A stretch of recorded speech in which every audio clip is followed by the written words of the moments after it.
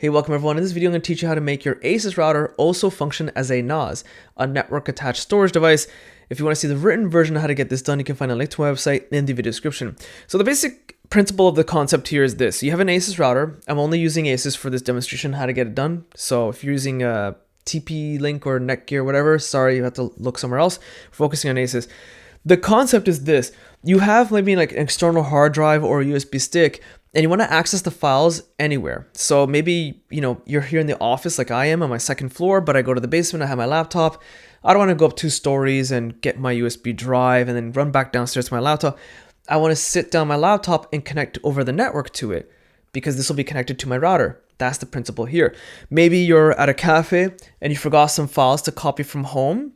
If this is connected to your router, you can access them remotely. So you gotta get the idea. You can access your files remotely by plugging in a USB stick or an external drive into your router, and you can access it over the network. So I'm going to show you how to get this done internally on your home network, if you're on your home Wi-Fi network or on a wired connection, and also how to get this done while you're external, like out on an internet cafe or whatever. The steps are pretty much the same. It's like one extra tick during the whole setup process. Now, there are some gotchas with this. I'm not going to get into too much detail. I might make a separate video explaining the pros and cons of this whole process. Whether you're using an Asus router or Netgear or whatever, there are some pros and cons to this process. Not that great. I know NAS devices here in Canada go for hundreds of dollars without the drive. So then you have to buy the drive to plug it in, which, you're talking several $100s easy. Can your router really substitute that well? Not necessarily. There are a lot of gotchas to it. So I'm not going to explain it here as for another video. What I can say is don't go assuming this is going to work wonders for you and you need to buy a new external drive. If you have a USB stick lying around, use that first. I've already plugged in my USB stick into the back of the router, so it's good to go because it's for testing purposes. And if I find that it's good, then maybe I'll plug this in to the back instead. But even then, there's some gotchas. Will the router provide enough electricity to power this external drive? So those are the things I might explain in the other video. In order to get this done, we need to connect to the Asus router itself. How do you do that? Now, Asus has a lot of documentation on their website on how to get this done, but it tends to be out of date and incorrect. What I find to be the easiest thing to do is we're going to demonstrate this on Windows. Is going to hit the Windows button and search. And you're going to type in command prompt or just CMD for short. Okay, it brings up the command prompt terminal, and we're going to type in is ipconfig.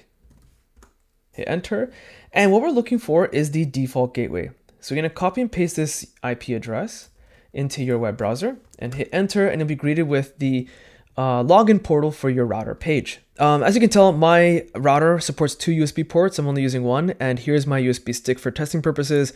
It's a Kingston 32 gig USB stick. So we don't really care about this too much, but it confirms at the very least it can read it. If you're noticing that there's some sort of detection issues as we go through the steps, come back to this page and click on your USB device. And you'll notice that the side here changes. You can see information. There's like a health scanner. It takes, about a minute or 2 to scan. It kind of tells you results of any issues. And if you really need to, you can format. Now, formatting means you'll wipe all the data. Okay, so please back up your data. In fact, the process we're going to go through to make this available on the network does not require wiping the drive or USB stick. It does not. However, things, can randomly go wrong. So it's always best to just back up your data before going through this experimentation. Anyway, so on the left, we're going to look at USB application. There's been a ton of options. Don't get intimidated, but we're going to ignore most of them. What we're going to do is server center. Okay. So here we have a bunch of options. We're not setting up a media server. We're not too concerned with that. We just want to have like a good old file explorer experience, which is kind of like this. Okay. You just want to like get into the files and copy and paste stuff. So there's 2 ways to get this done, and I'll explain the pros and cons of each. Network Samba basically means that you can go to File Explorer and type in like some sort of internal IP address with backslash 192. Like here's my NVIDIA Shield. Okay. You can do it like that and you'll access the files. The problem with this is that it requires SMB1, I believe, which is a very outdated and not secure protocol. In fact, it's so outdated, you have to actually activate that feature in Windows because it's not supported. It is supported, but it's not safe. You have to actually literally go in here and check it off. So that's why some people on the internet are like, hey, how do I get Samba working? You can, it's just Asus documentation is really mentioned that clearly, that you have to have SMB1, and it's not recommended.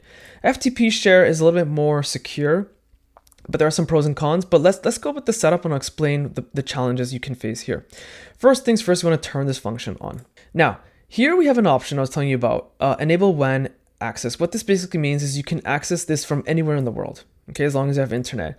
We'll leave this off for now, and I'll show you how to access it on your internal network first, and then we can continue from there. Allow anonymous login means you can just log in without a username and password.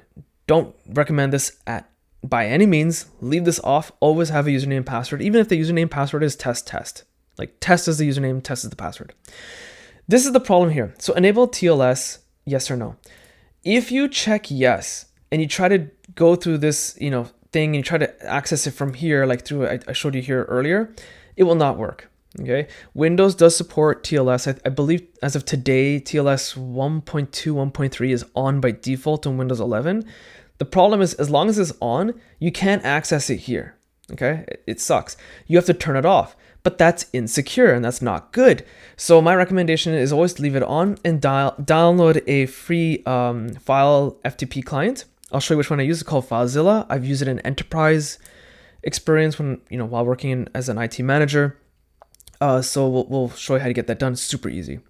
How many connections you can allow at the same time is 5. Character set FTP, leave to that.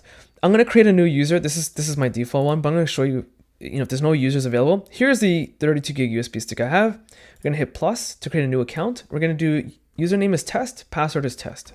Obviously, make it much more complicated that I'm just doing this for demonstration purposes, and hit add. When it's added, you want to actually have to click the actual user you've created and then expand this.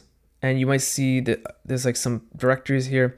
So I created one folder right here before I plugged it into my router. Like I did this on Windows on my computer.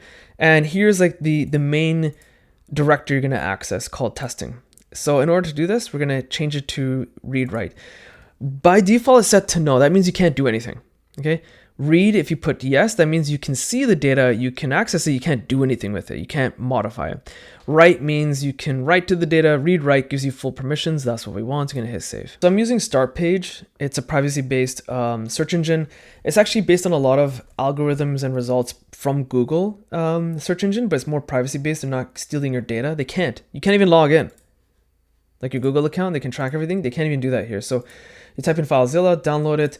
I typically go for the most basic client. There's no need for the extra fluff and giggles, whatever you want to call it.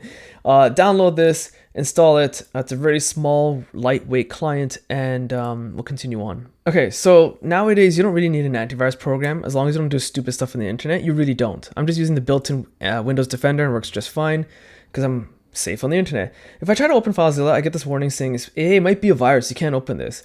To fix this, you just go to the system tray icon here at the bottom. You see a little Windows Security Defender icon there. Open it up. You'll see like this exclamation mark saying, hey, app and browser control. Let's review what the issue is. And it found potentially unwanted software. Expand that. And then we're going to hit actions, allow on this device. Okay. Go back. And now if I try to click on it after waiting a few seconds, it'll work and it'll install. During the installation of any program, always read what you're doing. You'll notice that it says, hey, optional offer. This is not terms of service. Don't hit accept right away and just go next. Hit decline. You don't want this extra add nonsense and then continue on with the installation. You don't really need half this stuff. I turn off everything except shell extension, which allows drag and drop features, which is nice to have. And that's pretty much it. Okay, so first I want to test, can I connect to my USB stick on my router while on my home network? So the USB stick and the router and my laptop currently are all on the same home network. So in order to do this, you want to copy the default gateway, the IP address of your router. That's at 192.168.50 is what we did in command prompt to get to this website. I just want to copy that IP address and paste it in the host name. It might actually copy a little bit extra detail at the front and back of the IP address, like HTTP, for example. So just delete all that. We only want the IP address. Okay, there it is. And then we're going to use the account that it created, which was test. And the password was test. Hit enter to connect. And notice how fast it connected. It was like instant, right? And here's the SDA I was telling you about. If you look in here, testing folder. And I'll just copy something random. Here's something I had for a YouTube video I made. There. it's on the network now on the USB stick on my router. So I can confirm that it is indeed working. But how do we get this done if you're, somewhere like in an internet cafe? How do we get that done? Let's find out. So this time we're going to go back and we're going to enable WAN access. Okay. WAN basically means a wide area network, is basically the external internet, if you will. So that's enabled now, but it doesn't tell you how to get to this, right? So if you go back to network map and you click primary WAN connected, you're looking for something that calls WAN IP. Okay.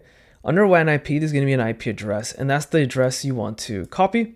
So I have my WAN address. This is the IP address that makes me visible to the internet. This is the IP address given by my internet service provider. So I've pasted it in here. And so instead of putting in my router's internal network IP address, I'm pasting my home IP address. I'm going to do the same thing. User account was test, password is test, hit enter. Do you trust the certificate? I'm going to say always allow, just because I know it's mine. Hit OK. And that's it. We are here. So it worked. Okay. So I should mention one thing that happened that I didn't capture is I noticed it wouldn't connect properly. Let's see the errors.